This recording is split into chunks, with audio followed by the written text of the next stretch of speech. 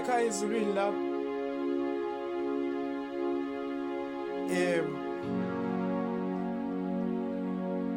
Baba bengithi angibuze.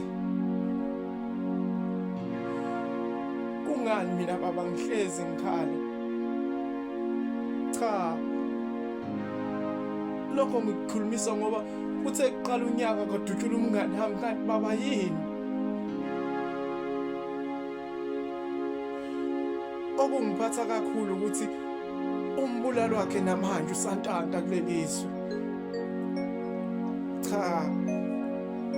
Kanti wena baba uthatha kanjani? Yebo.